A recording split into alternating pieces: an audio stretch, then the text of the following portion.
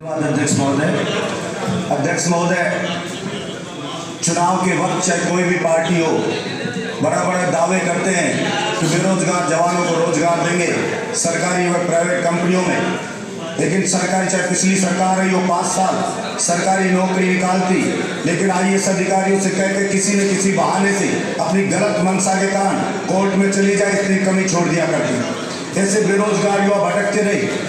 हमारे वहाँ के बहरौल के स्थानीय विधायक रोजगार मंत्री थे, इसी सदन में कहा उन्होंने कि स्थानीय 30,000 जवानों को रोजगार मिलेगा नीमराणा की कंपनियों में। जापानी सरकार से मैंने MOU साइन किया है। अध्यक्ष महोदय, एक भी जवान को रोजगार नहीं मिला, ना तो नीमराणा में मिला, ना भिवाड़ी में मिला, ना टपुकड़ा में मिला, और मेरे अलवर जिले ही नहीं, पूरे राजस्थान के किसी भी जवान को, जो ये बाहर की कंपनियां हैं, ये रोजगार दे नहीं रही है। और सिर्फ किसी से सर्टिफिकेट नहीं पूछा जाता वहां जवान से, जैसे कोई अंग्रेजों के काल में ऐसा नहीं होता होगा, उससे ये पूछा जाता है आप रहने वाले कहाँ के हो, और वो कहता है कि मैं बहरौल का रहने वाला हूँ, मैं मुडावर का हूँ, किशनगढ़ का, तिजारा का, अलवर जिले का हूँ, या राजस्थान का रहने वाला हूँ।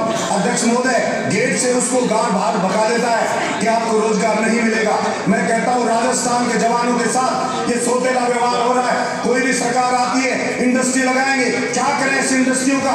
जो जमीन हमारी ले ली, पानी हमारा खींच लिया, डार्क जोन के नाम पे किसान को कुआं खोदने की अनुमति नहीं होती, ट्यूबवेल की अनुमति नहीं होती, बिजली कनेक्शन नहीं दिया जाता, और उसकी जमीन छीन ली जाती है, जबरदस्ती छीन ली जाती है, और उसका जवान बेटा पढ़ लिख करके डिग्री लेकर के मेरिट में आने वाला बच्चा इंजीनियर बन के नौकरी मांगने जाता है, तो कोई उसके सर्टिफिकेट नहीं पूछता है, भगा दिया जाता है। और अध्यक्ष महोदय, चुनाव के टाइम नेता लोग बड़े बड़े दावे करते हैं कि हम जनता के पाले में खड़े रहेंगे, जवान के पाले में खड़े रहेंगे, लेकिन देखने को मिलता है कि सब के सब पूंजीपतियों के पाले में खड़े नजर आते हैं सरकार बनने के बाद में। इसलिए अध्यक्ष महोदय, आपके माध्यम से मैं सरकार का ध्यान इस ओर आकृष्ट कराना चाहता हूँ कि पिछली सरकार में जैसे हुआ, इस प्रकार से इस सरकार में ऐसा नहीं हो। जनता ने बड़ी उम्मीद के साथ आपको सत्ता में भेजा है, इसलिए मैं आशा रखता हूँ कि इस बार मेरे अलवर जिले के जवानों को, मेरे राजस्थान के जवानों को इन कंपनियों में रोजगार मिलेगा, मेरिट के आधार पर रोजगार दिया जाएगा।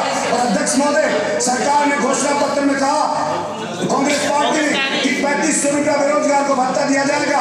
मैं मांग करता हूँ कि तुरंत बेरोजगारों को 3500 रुपया भत्ता दिया जाए। और अध्यक्ष महोदय, कोई भी अगर मजदूर अपने हक की मांग करता है, उसके साथ इन कंपनियों में इंजस्टिस होता है, तो अध्यक्ष महोदय, पुलिस के लोग गुंडों के साथ मिलकर के और लाठीचार्ज करते हैं, झूठे मुकदमे में श्रमिकों को फंसा दिया जाता है, और उनकी आवाज को दबाने का प्रयास किया जा रहा है, जैसा कि अंग्रेज सरकार किया करती थी। इसलिए अध्यक्ष महोदय, मैं आपके माध्यम से सरकार से मांग करता हूं कि आप पहले की सरकार में जैसा हुआ वैसा ना करें, वरना जैसा पहले की सरकार के साथ जनता ने किया, कहीं ऐसा नहीं हो आपके साथ भी जनता ऐसा नहीं हो। धन्यवाद अध्यक्ष महोदय। डाइसन कंपनी में अभी अभी लाठीचार्ज हुआ। अध्यक्ष महोदय, मैं थोड़ा 1-30 सेकंड लूंगा। अध्यक्ष महोदय, बेचारे श्रमिकों पर झूठे मुकदमे दर्ज किए हैं, दर दर की ठोकरें खाते घूम रहे हैं। अध्यक्ष महोदय, उन्होंने यूनियन बनाई,